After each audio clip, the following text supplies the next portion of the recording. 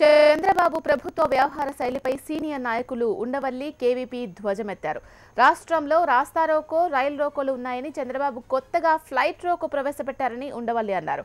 ప్రత్యేక హోదాపై MP KVP రాష్ట్రపతి ప్రణబ్కు లేఖాస్త్రం సంధించారు. ప్రత్యేక హోదా కోసం ఎంపీల చేత రాజీనామా చేయించే ముందు కేంద్ర ప్రభుత్వంపై అవిశ్వాస తీర్మానాన్ని ప్రవేశపెట్టాలని వైసీపీ నేత జగన్ కు మాజీ పార్లమెంటు సభ్యులు ఉండవల్లి అరుణ్ కుమార్ సూచించారు.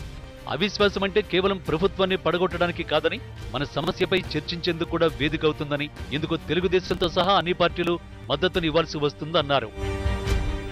కేంద్ర ప్రభుత్వం మీద ఈ రాష్ట్రానికి జరిగిన అన్యాయం విషయమై ఎక్స్పోజ్ చేయడానికి అవిశ్వాస తీర్మానం ప్రవేశపెట్టండి. ఖచ్చితంగా 50 మంది దాన్ని సపోర్ట్ చేస్తే స్పీకర్ దాన్ని టేకప్ చేయాలి. 100 మంది పైన సపోర్ట్ చేస్తారు. తెలుగుదేశం పార్టీ వాళ్ళు సపోర్ట్ చేసినా ఆశ్చర్యపోకండి. దీని మీద చర్చ జరగాలి. ఆ చర్చలో మనకు జరిగినటువంటి అన్యాయం భారతదేశం మొత్తానికి తెలియాలి.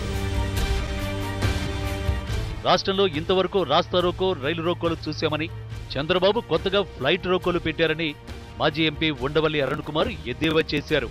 2.5 ఏళ్లలో ఏపీలో వచ్చిన పెట్టుబడులు, పరిశ్రమలపై శ్వేతపత్రం ప్రకటించాలని ఉండవల్లి డిమాండ్ చేశారు. స్పెషల్ కేటగిరీ స్టేటస్ అంటేనే incentives, income tax, corporate tax, central excise tax, వీటికి ఆ స్టేట్ ఉన్న పరిస్థితులను బట్టి ఇన్నేళ్లకని ఎగ్జామ్షన్లు ఇచ్చేస్తారు. రాజ్యాంగం కొన్ని కన్వెన్షన్స్ ఉన్నాయి. అలాగే ప్రతి రూలు అసలు స్పెషల్ కేటగిరీ స్టేటస్ అని పెట్టిందే పారిశ్రామిక రాయితీలు వస్తాయి. ఏపీకి ప్రత్యేక హోదా ఇవ్వాలంటూ కాంగ్రెస్ నేత కేవీపీ రామచంద్రరావు రాష్ట్రపతి ప్రణబ్ ముఖర్జీకి లేఖ రాశారు. పార్లమెంటు సాక్షిగా ఇచ్చిన హామీని నెరవేర్చాలని కోరారు. రాజ్యసభలో అప్పటి ప్రధాని హామీలు, వాగ్దానాల అమలు తీరుపై రాష్ట్రపతి జోక్యం చేసుకోవాలని వినతి చేశారు.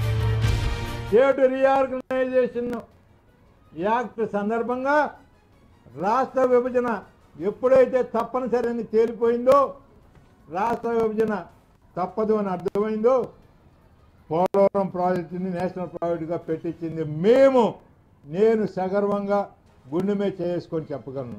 రాజ్యసభలో బిల్లు పాస్ అయ్యే వరకు నేను రాజ్యసభలో చేసిన పోరాటానికి మీరందరే ప్రత్యక్ష సాక్షులు.